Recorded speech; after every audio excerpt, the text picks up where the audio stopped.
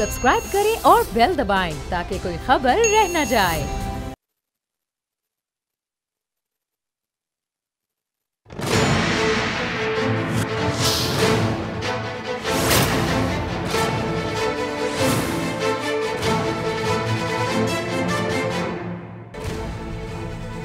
अस्सलामुअलैकुम, मैं नूरुल आरफीन सिद्दीकी और आप देख रहे हैं मेरी जंग।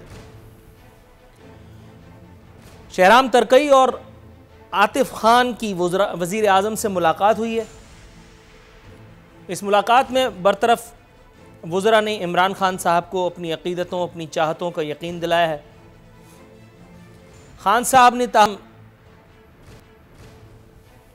अपनी नाराज़गी का इजहार फरमाते हुए उन्होंने इंकशाफ फरमाया कि डिसिप्लिन पर किसी किस्म का कोई समझौता नहीं किया जाएगा। पूछना यह था कि डिसिप्लिन ना पीटीआई में अल्हम्दुलिल्लाह कभी नज़र आया, ना हुकूमत में शुरू दिन से नज़र आ रहा है। ये किस डिसिप्लिन की बात की गई थी? इस मुलाकात में शहराम और आतिफ ने केपी में गवर्नेंस पर तशवीश से आगाह किया। जाहिर है कि यह बात बजाते खुद किसी किस्म की तशवीश का बायस इसलिए नहीं है क्योंकि पूरे मुल्क में माशाल्लाह मामला चौपट ही हैं। तो ख़ास केपीके को आप क्यों बिलावजह जो है वो मुरीद इल्ज़ाम ठहरा रहे हैं? बात ठीक है। ताहम कुछ दिलजलों का ख्याल ये है कि इस एक मुलाकात के बाद, इस एक फ़ोटो सेशन के बाद एक और नादिर शाही यू टर्न के इम्कानात मज़ीद रोशन हो चुके हैं। देखना यह है कि कब ये वाक़या, कब ये मौजज़ा ज़हूर पजीर होता है। मौत पर मौत के साए मंडलाने लगे। रावनवार ने सिंध हुकूमत से सिक्योरिटी मांग ली। बताइए, रावनवार कह रहे हैं कि जी मेरी जान को खतरात लाके तहफ़्फ़ुज़ फराहम किया जाए। वो जिससे 400 प्लस लोगों की जान न सिर्फ खतरे में आई बल्कि चली गई, वो कह रहा है कि मेरी जान जाने का ख़तरा है। वो कह रहा है कि मुझे तहफ़्फ़ुज़ फराहम किया जाए। एक ख़ुसूसी सेगमेंट आपकी नज़र कर चुका हूँ, उसमें मैं ये बातें बता चुका हूँ कि ऐसा एक ना एक दिन तो होना ही है। आपसे पहले जो हज़रत मौत के ठेकेदार थे उनके साथ क्या हुआ था वो आपको भी पता है। अब आप उन्हें शहीद शहीद कह के टाइम पास करें, आपका डिपार्टमेंट तो एक अलग चीज़ है, वरना उन्होंने जो गुल खिलाए थे वो आपको भी पता है। एक गरीब नहीं छोड़ा था उन्होंने, और जाहिर है कि कुछ मामलात आपके भी धर्म भरम ही थे। बहरहाल सिंध सरकार ने अपनी रिवायती हुब का टुवर्ड्स रावनवार सबूत देते हुए अपनी कमर कस ली है इस एक दरखास्त पर, और ये दरखास्त इन्वर्टेड कॉमास में मुतल्लिका हुक्काम तक महकमा दाखिला ने फॉरवर्ड कर दी है, जिसके बाद गालिब इम्कान है कि रावनवार को सिंध हुकूमत से इजाफी पुलिस सिक्योरिटी जो है वो दे दी जाएगी। एक और खबर है, अब से थोड़ी देर पहले एक मारूफ चैनल ने अपनी वेबसाइट पर यह खबर लगाई है। इस खबर के मुताबिक रावनवार ने पुलिस सर्विस में वापसी के लिए महकमा दाखिला सिंध में दस्तावेज़ात जमा करा दी। इस एक अजीब व गरीब खबर के मुताबिक रावनवार ने मौक़िफ़ अपनाया कि मुअत्तली पुलिस का बदस्तूर मुलाजिम रिटायर हुआ, न ही रिटायरमेंट का नोटिफिकेशन जारी हुआ। मुअत्तली के दौरान रिटायरमेंट का नोटिफिकेशन जारी नहीं हो सकता, इसलिए जितना अरसा मुअत्तल रहा उतनी ही सर्विस करने की इजाज़त दी जाए। हुजूर खा कमा तो खूब चुके हैं आप, जाहिर है कि मामलात भी आपने बैरून मुल्क सेटल कर रखे हैं। अमेरिका ने आपकी जायदाद मतलब हथियाई है तो कुछ तो किया होगा। अपने गन्ने का रस तो नहीं बेचते थे आप। एक पुलिस वाले की तनख्वाह कितनी होती है? मुझसे तो बहरहाल कम होगी, इतना तो अल्लाह का शुक्र है सुम्मा अल्हम्दुलिल्लाह। 2-3 बल्कि ख्याल है ज़्यादा ही रावनवार मैं ज़ाती तौर पर मुलाजिम रख सकता हूँ। अल्लाह का शुक्र है सुम्मा अल्हम्दुलिल्लाह, तमाम तारीफ़ अल्लाह रब्बुल इज़्ज़त के लिए। लेकिन बहरहाल जितने मामलात आपके इन्वर्टेड कॉमास में अच्छे हैं, अल्लाह ना करे कि कभी किसी के हों। वज़ीर रेलवे आज एक मरतबा फिर मेरे मोहतरम शेख रशीद अहमद साहब खबरों में रो पीट रहे थे। मुख्तारा माई की अदाकारी कर रहे थे, काबीना खान साहब के सामने बता रहे थे कि जी मुझसे सुप्रीम कोर्ट में सख्त सवालात पूछे गए, मेरी तज़हीक हुई। ये तो खबर है, सनसनी खेज खबर। शेख रशीद की भी तौहीन हो सकती है, गजब खुदा कर। बताइए, नवाज शरीफ की पप्पियां ले ले करके अपनी पिछली वजारतें इन्होंने जस्टिफाई की। जियाउल हक के मिशन को नवाज शरीफ साहब आगे बढ़ाने के लिए चले थे। इन्होंने कहा कि मैं नवाज शरीफ का मिशन चलाऊंगा, उस चक्कर में इन्होंने अपनी अलग दुकान चलाई और आजकल इनकी दुकान पीटीआई की छतरी तले खूब दबा के टनाटन चल रही है। वजीर आजम को उकसाने की तमाम तर कोशिशें नाकाम हुई। वजीर आजम इनसे ज्यादा होशियार निकले। वजीर आजम ने कहा होशियारी ना करो, अदलिया का एहतराम हम पर वाजिब, मुतमईन करना अदालत को हमारी जिम्मेदारी है। साथ ही साथ वजीर आजम ने यह भी फरमाया कि PIA के हवाले से अदालत के जो तहफ़्फ़ुज़ात हैं उन्हें भी दूर किया जाएगा। अगली स्टोरी हमारी है कि हूरों वाले बयान पर जो कल खान साहब ने दे करके दुनिया को अंगुश्त बदंदा कर दिया था, शशदर रह गए थे लोग। ये सोच रहे थे कि नर्सेज हूरें इंसान को कब लगने लगती हैं, वो कौन सी एक जहनी स्टेट होती है कि जब जा करके इंसान को नर्सें भी जो हैं वो कोई चीज़ लगने लगें। मरियम औरंगज़ेब ने इस बयान पर नुक्ताचीनी फरमाई है। कहा है कि इन अजीब व गरीब बातों पर एक नहीं 2 टीके बनते हैं।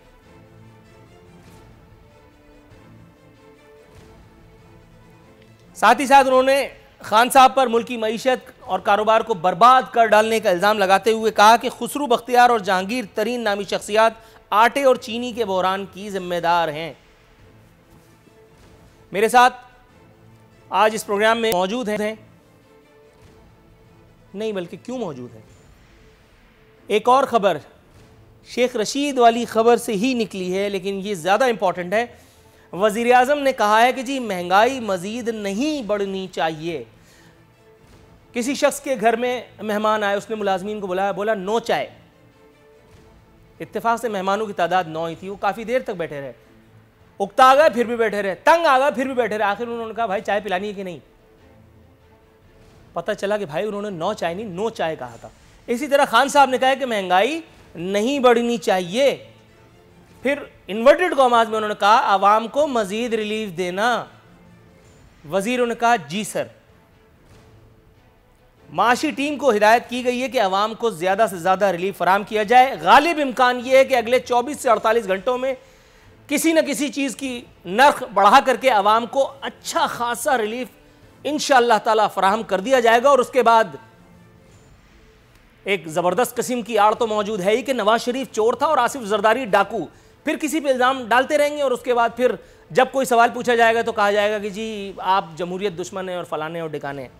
आज मेरे साथ मौजूद है मोहतरम जनाब नदीम कुरैशी साहब, ताल्लुक़ है पाकिस्तान तहरीक इंसाफ से, अखूनज़ादा चट्टान साहब पाकिस्तान पीपल्स पार्टी से, निसार चीमा साहब पाकिस्तान मुस्लिम लीग नवाज मेरे साथ आज के इस प्रोग्राम में मौजूद हैं।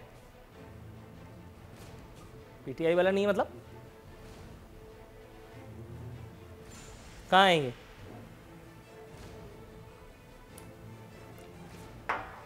चलें जी, नदीम कुरैशी साहब से ही फिलहाल हम बात करेंगे जब तक उनकी वीडियो आई जाएगी अल्लाह ने चाहा तो इंशाअल्लाह उल अज़ीज़। नदीम कुरैशी साहब आप मुझे सुन सकते हैं?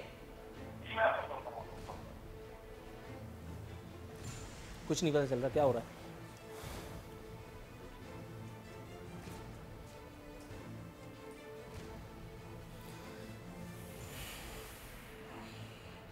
चलें, राव अनवार के मामले पर जब तक हम बात कर लेते हैं। अखुनज़ादा चट्टान साहब हुजूर वाला ठीक हैं, आप खैरियत से हैं? अल्लाह का शुक्र है, अल्हम्दुलिल्लाह। चट्टान साहब हुजूर वाला ये मुझे बताइएगा, वैसे तो पूरे सूबे की सिक्योरिटी जो है वो वज़ीर आला की और हमारी पुलिस की और हमारे इदारों की, हमारी हुकूमतों की, हुकूमत की जिम्मेदारी है सर ये, लेकिन राव अनवार के बारे में गुमान किया जाता है कि ये पाकिस्तान पीपल्स पार्टी की क़यादत के अनमोल रतन थे। ज़ाहिर है कि जरदारी साहब ने भी एक दफ़ा ज़बान फिसल गई थी उनकी, तो उन्होंने अपने एक बयान में ये कहा था कि राव अनवार बहादुर बच्चा है। जिसके बाद फ़रतुल्लाह बाबर साहब जो उस वक्त तर्जुमान हुआ करते थे, आजकल पता नहीं है कि नहीं है, उनको एक प्रेस रिलीज़ जारी करके और ये तासुर दूर करने की ज़हमत उठाना पड़ी थी। हालांकि तासुर आज तक दूर नहीं हो पाया कि आसिफ जरदारी साहब यानी पाकिस्तान पीपल्स पार्टी और राव अनवार का कोई कनेक्शन नहीं है। हुजूर वाला राव अनवार की एक दरख्वास्त महकमा दाखिला रिपोर्ट के मुताबिक हिल गया है, कमर कस ली है राव अनवार को इजाफी सिक्योरिटी फराम करने की। वैसे तो ये काम मैं खुद भी कर सकता हूँ, राव अनवार को काफ़ी सारी सिक्योरिटी तो मैं भी दे सकता हूँ। एक सेगमेंट में मैंने उनको काफ़ी तहफ़्फ़ुज़ का, बल्कि शायद अदम तहफ़्फ़ुज़ का एहसास दिलाया था। सर लेकिन आपके ख्याल में कब इंसान इतने ज़्यादा एहसास अदम तहफ़्फ़ुज़ से दोचार होता है कि उसे आसपास की हर शय से खौफ आने लगता है? 400 प्लस लोगों का इल्ज़ाम है इनके ऊपर।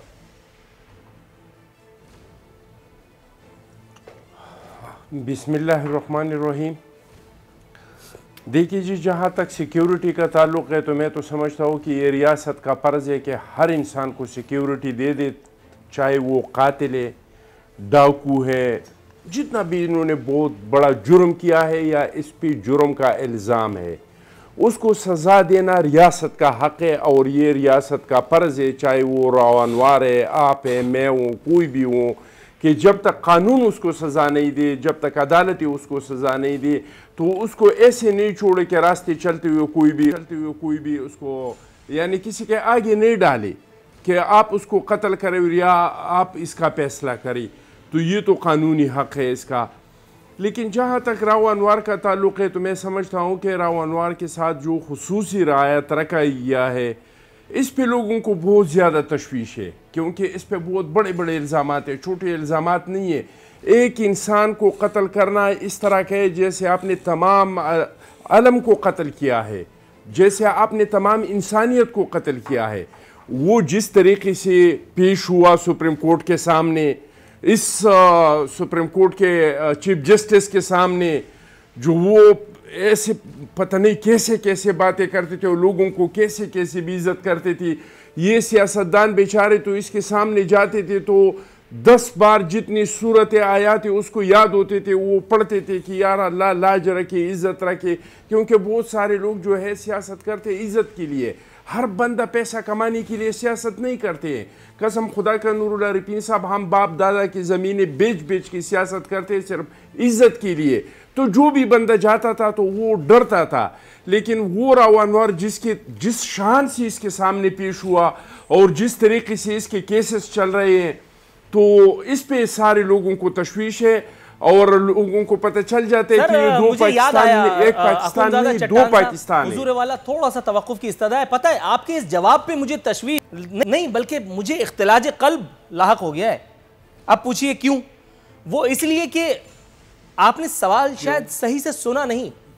मैंने ये भी पूछा था कि आसिफ अली जरदारी साहब से इनके कनेक्शन के हवाले से राव अनवार के, और आपने तो अपनी ही यानी पॉलिटिकल पार्टी के खिलाफ एक FIR कटवा दी। हालांकि आपका जवाब करीब करीब मुनासिब है, लॉजिकल है, लेकिन फिर भी मेरा सवाल वो जो था राव अनवार और आसिफ अली जरदारी के हवाले से, हुजूर वाला वो अनआंसर्ड रह गया। मैंने इसका जवाब इसलिए नहीं दिया, एक मिनट नूरुल्लाह रिपीन साहब, मैंने इसका जवाब इसीलिए नहीं दिया कि इसका जवाब बजाते खुद जरदारी साहब ने खुद दिया था और वही इंटरव्यू में दिया था जिस इंटरव्यू पे इस पे ये इल्ज़ाम लगा। और ये उन्होंने कहा था कि MKM के ख़िलाफ़ जो ऑपरेशन हुआ था इसमें जितने भी लोग थे या तो मारे गए या भाग गई, और इस हवाले से उन्होंने बात किया था।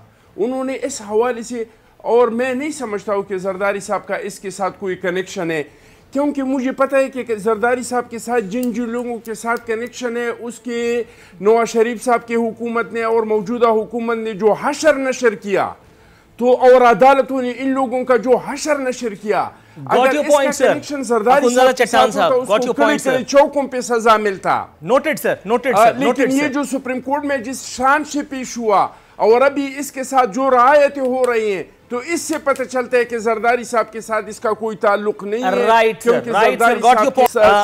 नदीम कुरैशी साहब मेरे साथ मौजूद हैं। हुजूर वाला, कैसे हैं आप?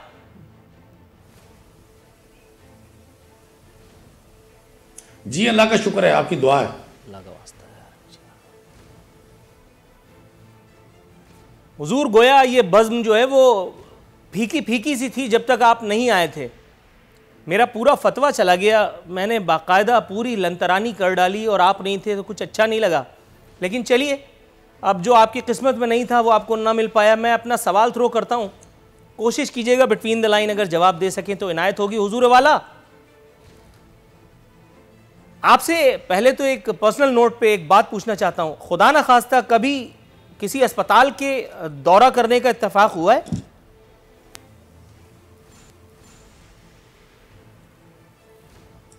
जी मैं इंसान हूँ, मैं लकड़ी का तो नहीं बना हुआ हुजूर, ना ही मैं किसी कंप्यूटर की ईजाद हूँ। इंसान जब होगा तो उसे हॉस्पिटल जाना पड़ता है, हॉस्पिटल जाना पड़ता है। तो यानी वहां पर नर्सेज भी नजर आई होंगी आपको?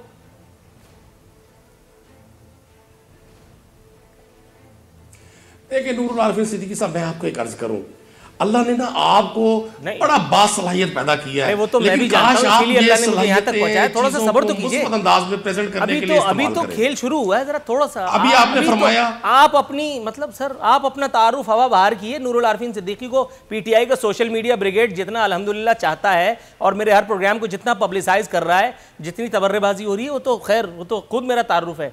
अच्छा, नर्सिस वाली बात आपने गोल कर दी। नर्सिस किसी एक आम इंसान को हुरें लग सकती हैं, ऐसा कब होता है नॉर्मली, ये पूछना चाह रहा था। उसके बाद फिर अगला सवाल पूछना चाहूंगा। नहीं, आपने जो अपने प्रोग्राम का नाम ही रखा हुआ ना मेरी जंग, आपकी जंग अब डायरेक्ट हम लोगों के साथ है। आपकी कोशिश होती है कि आप हर चीज को ग्लैमरस करके पेश करें। इमरान खान साहब ने एक नॉर्मल बात की, बड़े एक लतीफ पैराए में उन्होंने बात की। नहीं, ये नॉर्मल बात थी। नर्सिस इंसान को हुरे लग सकती हैं। वो एक आदमी जो बिस्तर पे हो, इंसान को वो एक आदमी के जो उस वक्त जिंदगी और मौत की या पता नहीं किसी मामला से खास मामला से दो चार हो, मसीहा में वो मतलब रंग ढूंढ सकता है। ये नॉर्मल बात है।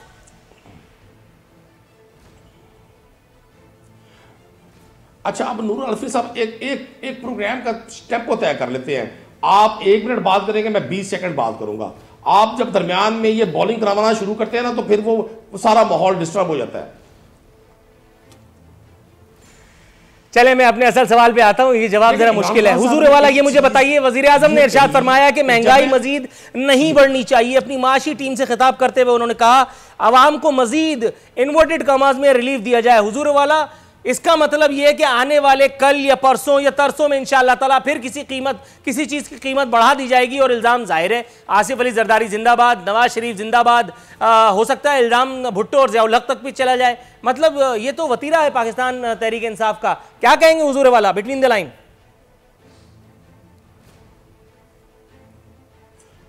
पाकिस्तान तहरीक इंसाफ का वतीरा नहीं है। पाकिस्तान की आला अदालतों ने जो कुछ लिख दिया पनामा केस में, सिंध के हवाले से जो जुडिशल कमीशन बना, उसने हर चीज तय कर दी। नवाज शरीफ और जरदारी साहब को आप जितना भी तहफ़्फ़ुज़ दें, पाकिस्तानी कौम वाकिफ हो चुकी। जहां तक बात महंगाई की फिर मुझे काटना पड़ रहा है। नवाज शरीफ साहब मेरे मामू हैं या मामू के लड़के? आसिफ अली जरदारी साहब मेरे खालाजाद भाई हैं या मैं उनका जो है वो रजाई दूध शरीक भाई हूं? कौन हूं मैं? मतलब मैं उनको क्यों प्रोटेक्ट करूंगा? मैंने तो उनके साथ जो किया या मैं करता हूं वो आपने नहीं देखा। मेरा ख्याल है आपका टीवी खराब होगा उन दिनों। क्यों आपने नहीं देखा? पहले तो इस सवाल का जवाब। और फिर दूसरी बात यह कि मैं उनको क्यों प्रोटेक्ट करूंगा?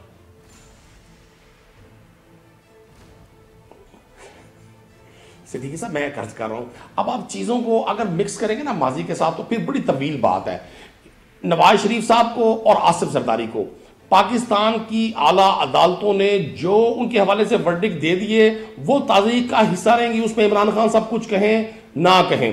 अब आ गई इमरान खान साहब की बात। इमरान खान साहब ने बिल्कुल ठीक कहा। एक आपको अर्ज कर दूं, 18वीं तरमीम के बाद महंगाई कंट्रोल करना बुनियादी तौर पर सूबों का काम है।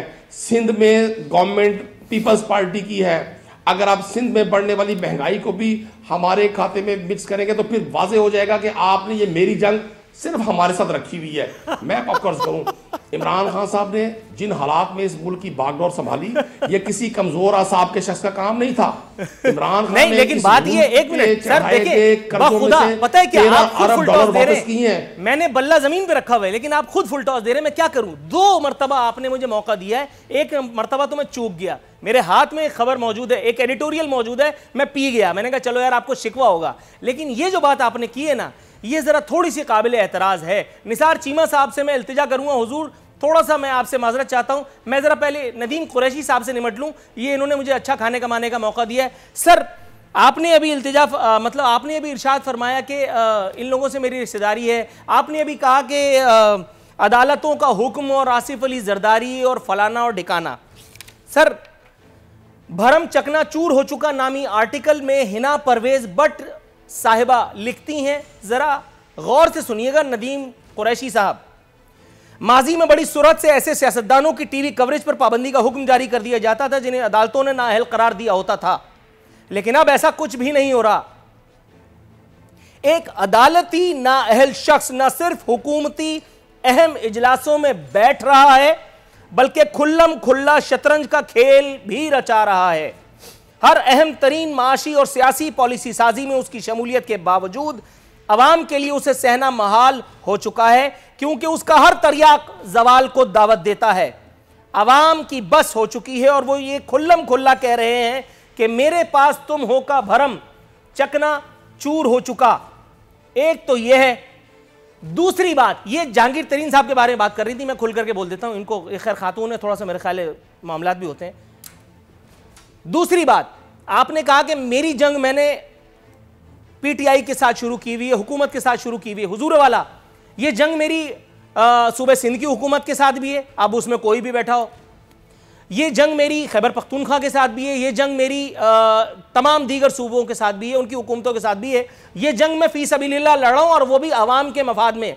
अल्लाह रब्बुल इज़्ज़त का शुक्र है, सुम्मा अल्हम्दुलिल्लाह, अल्लाह ताला ने मुझे जिंदगी की तकरीबन वो तमाम राहतें दी हुई हैं जो एक मिडिल क्लासिया के पास अगर हो तो वो आराम से कंबल ओढ़ करके सो सकता है। लेकिन जब मैं अपने घर का दरवाजा खोलता हूं तो मुझे भूख नंग अफलास नजर आता है, और चूंकि मैं इमरान खान नहीं हूं तो मैं अखबार पढ़ करके, अखबार बंद करके या टीवी बंद करके मैं तालियां नहीं बजा सकता, मैं ये नहीं कह सकता कि सब कुछ अच्छा है। हुजूर, एहसास भी एक चीज होती है। सिर्फ एहसास प्रोग्राम का नाम रखकर फीता काट देने से अगर कोई शख्स अच्छा इंसान बन जाए तो फिर मैं बुरा ही ठीक। थोड़ा सा तवक्कुफ की इस्तदा है, क्योंकि निसार चीमा साहब जो हैं उनके सब्र का पैमाना लबरेज हुआ चाहता है। निसार चीमा साहब, जहमत की माजरत। हुजूर वाला, ये मुझे बताइए कि महंगाई नहीं बढ़नी चाहिए, ये सब तो हम भी जानते हैं, लेकिन जो बढ़ रही है वो सब बताया गया है कि आप लोगों की करतूतों की वजह से है। सर, क्यों आप लोगों ने इस किस्म के गुल खिलाए थे कि जिनका खुमियाजा इस वक्त अवाम पाकिस्तान भुगत रही है? कुछ फरमाइए। साहब, अगर आप मुझे सिर्फ 1 मिनट इजाज़त दें, क्योंकि मैं डॉक्टर होने के नाते मुझे बहुत से लोग पूछ चुके हैं कि ये कौन सा इंजेक्शन है जो लगाने से वो ज़हनी फतूर वो शक्ल इख्तियार करता है कि वो जो है वो नर्सें हुरें नज़र आती हैं। ये देखें, बात ये है कि ये जो सोच में ये इस तरह का फतूर पैदा हो जाए, नर्सिस को आपको पता है कि सिस्टर कह के बुलाया जाता है, पुकारा जाता है, बहन कह कर। और ये किस तरह का, ये इन्होंने प्राइम मिनिस्टर पाकिस्तान ने ये वज़ीर आज़म के मनसब की भी तौहीन की है और नर्सिंग के मुक़द्दस पेशे की भी तौहीन की है। ये किस तरह की इनकी ये सोच है? क्या ये फ़िक्र है? क्या ये कि उसकी, मैं समझता हूँ कि ये यानी पस्ती ये फ़िक्र की इंतहा है बदकिस्मती से। और ये इस तरह के लोग हम पे मुसल्लत हैं, कंटेनर से इसी कल्चर की वो ट्रेनिंग करते रहे हैं बदकिस्मती से। देखें, बात यह है, जो आपने महंगाई की बात की है, देखें ये जो जिस चीज़ की सबसे ज़्यादा इनको ये जो है मैं समझ जो लूज़ किया इन्होंने पिछले 1.5 साल में, वो इनकी ये क्रेडिबिलिटी है, वो साख है, वो एतबार है। कोई काम ये कहेंगे तो आवाम को पता है कि वो काम नहीं होने वाला। जो ऐलान करेंगे ये हम करेंगे, यकीनी बात है कि वो नहीं करेंगे। जिस चीज़ के बारे में वो कहेंगे कि हम नहीं करेंगे, आवाम को पता है कि वो लाजमी करेंगे। देखें, बात यह कि अब तो इनके वादों पे वो बात जो है ना कि वो यानी मैं खुशी से मर न जाता अगर एतबार होता। किसी को एतबार नहीं है। इनका कोई ऐलान सुन के, कोई वादा सुन के, कोई इस तरह की बात सुन के लोग अब हंसते हैं कि देखें क्रेडिबिलिटी कोई नहीं है, साथ कोई नहीं है। मैं जो ऐलान करने वाला हूं सुन करके शायद आप रंजीदा हो जाएंगे, क्योंकि मुझे ब्रेक के लिए कह दिया गया है। निसार चीमा साहब, हुजूर थोड़ा सा तवक्कुफ, मैं आपकी तरफ आता हूं ब्रेक के बाद, ताकि आपको कोई शिकवा ना रहे। नाज़रीन, एक मुख्तसर सा वक्फा।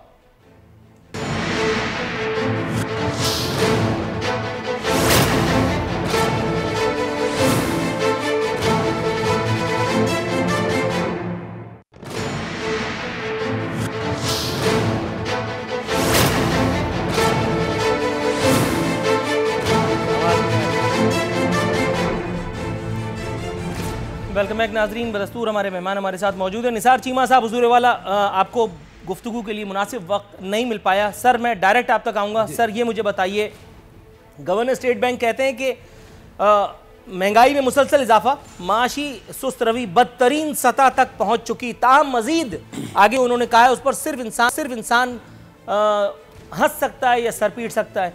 उन्होंने कहा कि आइंदा कुछ महीनों में बेहतरी मुतवक्को है। हुजूर मुख्तसरन अगर आप कुछ कहना चाहें। जी, मैं गुजारिश करना चाहूँगा कि देखिए, मैं ये तो अपनी हर नाली बदनिज़ामी का मलबा पिछली हुकूमत पे डाल देते हैं। ये इनका वतीरा है, 1.5 साल से यही काम ये कर रहे हैं। देखें, बात ये है कि इनको जिस हालत में ये मुल्क मिला है और मईशत मिली है, देखें GDP ग्रोथ 5.8 पे था उस वक्त, जो अब ये है कि उससे निस्फ पे आ गई। इन्फ्लेशन जो है, महंगाई की बात आप कर रहे हैं, महंगाई उस वक्त उसकी शरह 4 पे थी, अब 12 पे चली गई, 3 गुना बढ़ गई है। उस वक्त डॉलर जिस तरह स्टेबल था, आपको पता है, पूरा स्टॉक एक्सचेंज, पूरी इकानमी स्टेबल थी, इन्होंने तो बिल्कुल उसका बेड़ा गर्क कर दिया अपनी नायली और बदनिज़ामी की बिना पर। देखें, ना कोई टीम है, ना तजुर्बा है, ना विजन है, ना कोई प्रोग्राम है, ना पॉलिसी है। देखें, बात ये है कि ये जो कुछ इन्होंने किया है, आवाम तो अब ये है कि झोलियाँ उठा उठा के इनकी रुखसती की दुआएं कर रहे हैं। देखें, जब ये हमारे ऊपर डालते हैं, आपको पता है कि 2013 में नूरुल्लाह अरफीन साहब जब हुकूमत हमें मिली है तो 2 बहुत बड़े इशूज़ थे इस मुल्क में जो ये पूरी कौम फेस कर रही थी। दहशतगर्दी की लानत थी और बिजली की लोड शेडिंग थी। लेकिन आपने देखा है कि 2018 तक बिजली की लोड शेडिंग ख़त्म हो गई। ये जो सारे लोड शेडिंग के अंधेरों से निजात दिलाई मुस्लिम लीग की हुकूमत ने। किस खित्ता अरज़ी की बात कर रहे हैं? 2018 में लोड शेडिंग खत्म हो गई स्विट्जरलैंड में? जी बिल्कुल खत्म होगी, ना होने के बराबर थी। आप कंपेयर करें 2013 से जी, जब ये कि 20-20, 22-22 घंटे मैं ये पूछना चाह रहा हूं, ये किस मुल्क की बात हो रही है जहां लोड शेडिंग खत्म हो गई थी? नूरुल्लाह अरफीन साहब, अगर आपके यहाँ नहीं हुई मुझे नहीं पता, लेकिन बाकी पूरे मुल्क अच्छा, मेरे मुल्क का वजीर आजम नहीं था मेरा ख्याल है नवाज शरीफ। 18 में रह गई। मेरे मुल्क का वजीर आजम शायद नहीं था नवाज शरीफ, या मेरे पासपोर्ट का रंग हरा नहीं होगा, या उस पर इस्लामी जमहूरिया पाकिस्तान नहीं लिखा होगा। नहीं, आप वैसे मैं क्या, अच्छा ठीक है, थोड़ा सा तवक्कुफ कीजिएगा, बस मकसद कर हो गया, कंपेयर कर लें। थोड़ा सा तवक्कुफ की इस्तदा में आप तक आता हूं। निसार चीमा साहब हुजूर वाला, अखूनज़ादा चट्टान साहब हुजूर वाला, एक खबर मैं आपसे शेयर करता हूं। 2 बीवियों वाले भी बेनजीर सपोर्ट प्रोग्राम से इमदाद लेते रहे। हालांकि ये कोई बईद अज़क़ल बात नहीं है, एक बीवी काफी होती है पगलाने के लिए, यहां तो 2 बीवियां हैं। अगर वो शख्स इमदाद न ले तो क्या ले? सर ये मुझे बताइए, 2080 अफसरों ने अंगूठा लगाकर पैसे लिए सर। लेकिन इस खबर से भी अच्छी खबर यह है कि वो जो मेरी सरकार ने कहा था कि इन काली भेड़ों के नाम हम सामने लाएंगे ताकि आवाम को इनकी काली करतूत का पता चल सके, इस पर भी माशाल्लाह यू टर्न ले लिया गया। पहले आप बेनजीर इनकम सपोर्ट प्रोग्राम से इस्तेफादा करने वाले इन 2 बीवियों के मालिकों की नजर उतारिए, उसके बाद फिर अगले उस पर आइएगा पार्ट पे।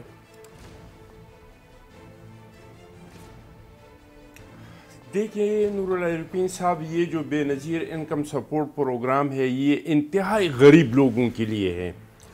शायद आपके लिए, चीमा साहब के लिए या नदीम कुरैशी साहब के लिए ये पैसे कुछ भी नहीं हो, लेकिन अगर आप इन लोगों के पास जाए, जिन लोग इनसे इस्तेफादा उठाते हैं, तो इन लोगों के लिए ये बेनज़ीर इनकम सपोर्ट के पैसे ये कानून का ख़जाना है। और ख़ुसूसी तौर पे ख़वातीन बेचारे के, उसको कोई घर में पैसे, देहातों में आप जाए तो ख़वातीन को कोई पैसे नहीं देते हैं। ख़वातीन बेचारे सारा दिन काम करते हैं, खाते पीते और उसको कपड़े देते हैं। देहातों में ज़्यादातर यही सिस्टम चलता है। तो इनके लिए ये कानून का ख़जाना था। इसमें किसी ने भी फ्रॉड किया है, कोई भी फ्रॉड किया है, वो पीपल्स पार्टी का है, आप ब्यूरोक्रेट से जो भी है, उसको सख्त से सख्त तरीन सज़ा मिलना चाहिए कि उन्होंने इन गरीबों को भी नहीं छोड़ा और इनके हक़ पे भी डाका डाल दिया। तो वो काबिल मुआफ़ी लोग नहीं है। लेकिन मैं जो समझता हूँ, किस्सा क्या है? किस्सा ये है कि उन इनकम से पैसा निकाल दिया, आप एक शोशा छोड़ दिया कि भाई इसमें ये करप्शन हुआ है, इसमें ये हुआ है। भाई अगर हुआ है तो गिरफ्तार करे। अभी तक वो लोग गिरफ्तार क्यों नहीं हुए? अभी तक वो लोग अदालतों के सामने पेश क्यों नहीं हुए? अभी तक इन लोगों से वो पैसा वापस क्यों नहीं हुआ जो गरीब अवाम का पैसा है, जो ख़वातीन का पैसा है? मेरे भाई ने एक बात कही है और वो ये कि ये तो हालात ऐसे हैं जो हमें हुकूमत मिला कि ये हिम्मत तो सिर्फ जनाब मुहतरम इमरान नियाज़ी साहब में है, किसी और में हिम्मत ही नहीं है। मेरे भाई अब थोड़ा सा जाए, 2008 में जो हमें हुकूमत मिला तो बलूचिस्तान में तराना बजाना बंद हो गया था, ट्राइबल एरिया से रेट ऑफ द गवर्नमेंट ख़त्म हो चुका था, स्वात से पाकिस्तान का झंडा उतारा गया था। मौलाना फजल रहमान साहब असम्बली में खड़ा हुआ और उन्होंने कहा कि ये जो अस्करियत पसंद है मारगला के पहाड़ों तक पहुंचे हैं। जिस दिन पेशावर में धमाका नहीं होता लोग कहते थे कि आज का दिन बेहतर गुजरा। कराची में दिन के 15-15, 20-20 लाशें पड़ते थे। पाकिस्तान दुनिया में बिल्कुल अकेला हो चुका था। सर, मैं तरदीद नहीं कर सकता, आप ठीक फरमा रहे हैं, गाड़ियों को आप लेकिन थोड़ा सा आपसे तवक्कुफ की इस्तदा है। मैं पाकिस्तान तहरीक इंसाफ की जानिब जाना चाहूंगा। एक सेकंड बस, नूर अली रफीन साहब, मैं बात को मुकम्मल करना चाहता हूं, मुझे 2 सेकंड दे दे सर। नूर अली रफीन साहब, मुझे 2 सेकंड दे दे, मैं बात को मुकम्मल करना चाहता हूं। ये इतना लंबा तमहीद मैंने सिर्फ एक बात के लिए किया, वो ये मेरे भाई, आपको 2 जमहूरियतों के बाद जो है हुकूमत मिला है, आपको सिर्फ एक मसला था जो मईशत का मसला था, और वो मसला ना बदइंतज़ामी की वजह से ख़राब हुआ है, वो ना अहली की वजह से ख़राब हुआ है, वो ख़राब हुआ है आपकी जनाब मोहतरम इमरान नियाज़ी के एटीएमों की वजह से। जिन लोगों ने इस पे इन्वेस्टमेंट किया था, जिन लोगों ने इस पे पैसा लगाया था, आप वो लोग बहराने पैदा करके कभी खाद के, कभी आटे के, कभी चीनी के, कभी दवाइयों के, और वक्तन फ़वक्तन आपकी हुकूमत से अपना वो पैसा निकाल रहे हैं जिस पैसे से नियाज़ी को उन लोगों ने पाला था, और जिसने इसके दरनों में, थोड़ा सा कीजिएगा, जरा आप कुछ सटील अल्फाज इस्तेमाल कर रहे हैं। मैं आपकी तरफ आता हूं। नदीम कुरैशी साहब, हुजूर वाला, आप मुझे सुन सकते हैं? ऐसे न छोड़ रहे हैं। नदीम कुरैशी साहब, आपको मेरी आवाज आ रही है सर? जी, आपकी आवाज आ रही है मुझे किबला। इतनी जोरदार आ रही भाई, कम करना। अच्छा जी। हुजूर वाला, ये मुझे बताइएगा, एक खबर मुझे बता रही है कि यौम यकजहती कश्मीर पर, यानी 5 फरवरी के रोज सुबह को 10 बजे 1 मिनट की खामोशी हम इख्तियार करने वाले हैं। गजब खुदा का, ये तो तीर चला दिया। और वो चलाने वाले भी कौन है? वो अपने शहद मार्का विफाकी वजीर उमूर कश्मीर और गिलगित बलोचिस्तान अली अमीन गंडापुर। हुजूर वाला, इससे तो कश्मीर आज़ाद हो जाएगा। मतलब क्या गजब ढा रहे हैं। पिछली दफ़ा आपने कहा था कि आधा घंटा जो है वो सब भाई लोग मिल करके आसमान देखेंगे, कुछ नहीं हुआ। इस दफ़ा नया फार्मूला लाए हैं आपके 1 मिनट की खामोशी इख्तियार करेंगे। अगले साल ये होगा कि हम सब ऊपर मुंह करके और अल्लाह मियाँ की तरफ देख रहे होंगे और दिली दिल में मोदी को जो है वो मुगल्लिज़ात बक रहे होंगे। अगले साल कोई और नुस्खा मेरे ख्याल है तजवीज़ कर दिया जाएगा। आपके ख्याल में इस किस्म के लताइफ से कश्मीर आज़ाद हो जाएगा, या उसके लिए हमें अली अमीन गंडापुर साहब को भारत तक भेजने की जहमत करनी पड़ेगी? महाराज, अब मैं आपसे इल्तिजा ये करूंगा, मेरी विनती है आपसे कि आपकी खुशहाली और खिताबे में बेमिसाल के दौरान अगर मुझे 1 मिनट मिले। अली अमीन गंडापुर साहब ने तो 5 फरवरी में 1 मिनट मांगा ना खामोशी का। मेरी आज इल्तिजा से कि आप सिर्फ 1 मिनट अगर खामोश रहेंगे। देखिए, मैं अर्ज करूंगा आपको, पाकिस्तान अपने कश्मीरी भाइयों के साथ खड़ा है। पाकिस्तान ने पिछले 72 ईयर में कभी इतना स्टैंड नहीं लिया जितना पाकिस्तान ने 1.5 साल में अपने कश्मीरी भाइयों के लिए लिया। पाकिस्तान का पहला प्राइम मिनिस्टर इमरान खान, जिसने अक़वाम मुत्तहिदा की जनरल असेंबली में गैर रिवायती तरीकों से हिंदुस्तान के साथ दोस्ती की बजाय बबांगे दोहल कहा, पूरी दुनिया को कहा कि जो दुनिया हिंदुस्तान को इकॉनमी मंडी समझकर कश्मीरियों के साथ ज्यादती कर रही है, अगर मंडी ही ना रही तो दुनिया क्या करेगी? इससे बड़ी बात नहीं हो सकती। देखें, पाकिस्तान न्यूक्लियर पावर है, पाकिस्तान एक पूरा अमन मुल्क है, 15 साल दहशतगर्दी की जंग लड़ी है।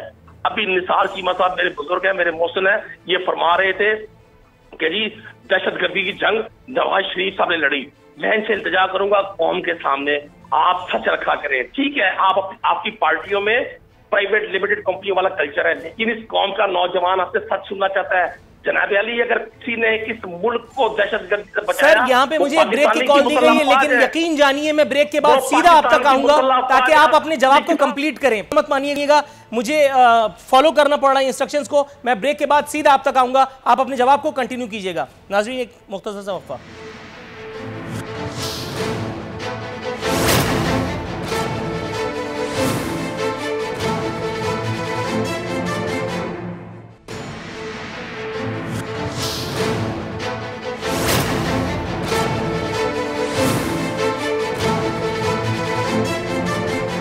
वेलकम बैक नाजरीन। इख्तितामी मराइल शो के आन पहुँचे नाजरीन पे याद आया नदीम कुरैशी साहब, हुजूर आपसे वादा किया था, वफा कर रहा हूँ।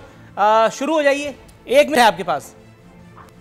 देखें, अभी चीफ साहब फरमा रहे थे कि जी लोड शेडिंग नवाज शरीफ साहब ने खत्म की। आपको याद होगा मियां शहबाज शरीफ साहब का वो आखिरी फिक्रा जब 2018 में पीएमएलएन की गवर्नमेंट खत्म होने जा रही थी, नए इलेक्शन का आगाज होने वाला था, उन्होंने कौम से कहा खुदा हाफिज, अब आप जाने और लोड शेडिंग जाने। तो मैं समझता हूँ हर चीज का क्रेडिट खुद लेना, हर चीज को डिसक्रेडिट करना। इमरान खान पाकिस्तान की सियासी हिस्ट्री का वो हीरो है, रहेगा, जिसका ना कोई वेस्टर्न इंटरेस्ट है, जिसकी ना ये फैमिली प्राइवेट लिमिटेड कंपनी है, ना उसकी बैरून मुल्क जायदादें हैं, ना उसकी शुगर मिल्स है, ना वो मुर्गी माफिया से ताल्लुक रखते, ना वो शुगर मिल माफिया से ताल्लुक रखते, ना उन्होंने किसी गुलाम हुसैन अन्नड़ के पांव पर बम बांधकर उसे पैसे मांगे, ना उन्होंने अच्छा सर, 1 सेकंड रुकिएगा जरा।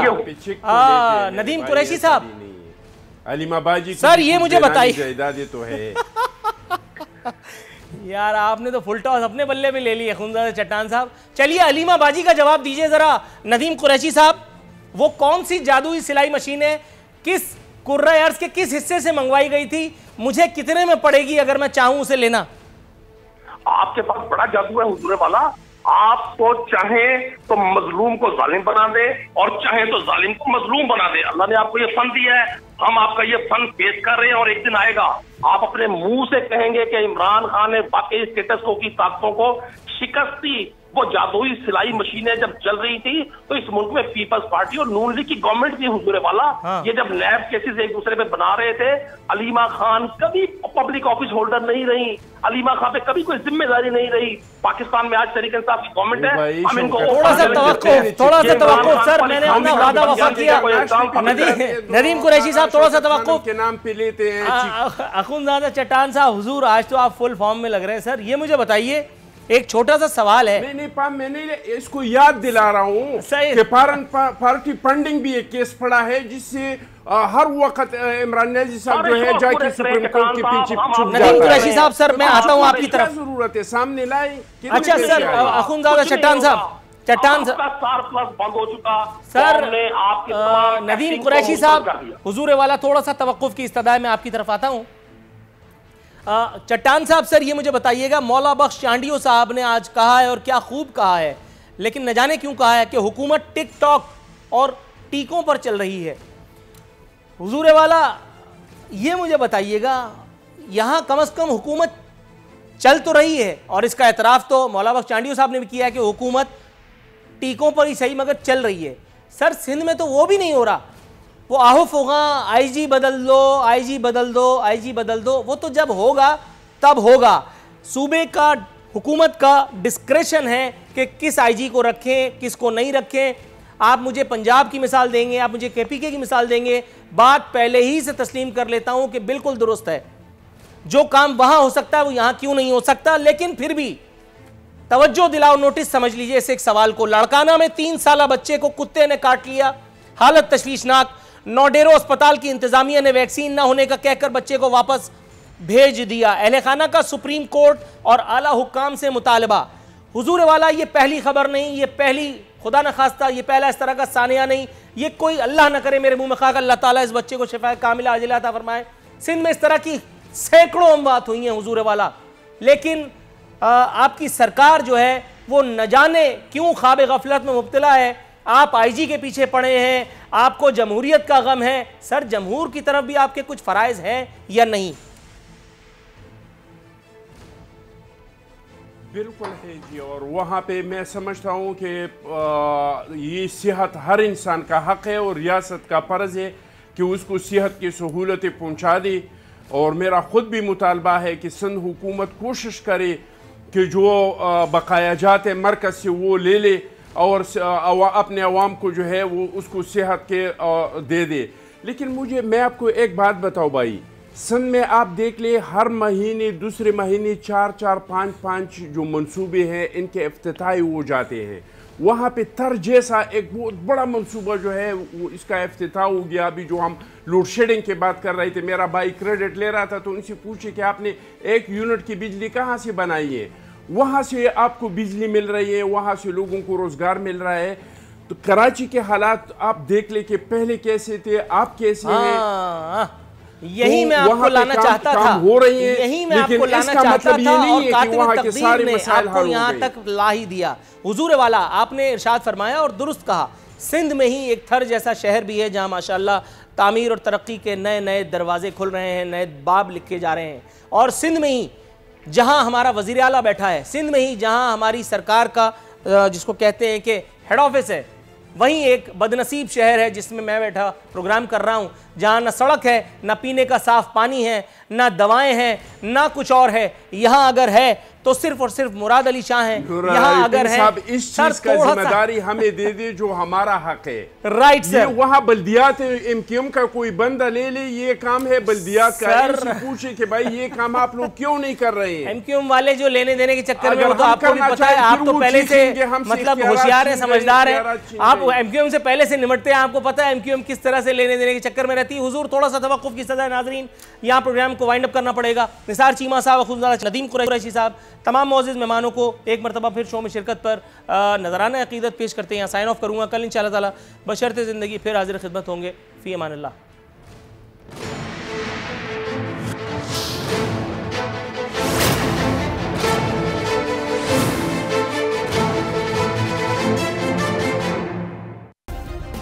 सब्सक्राइब करें और बेल दबाएं ताकि कोई खबर रह न जाए।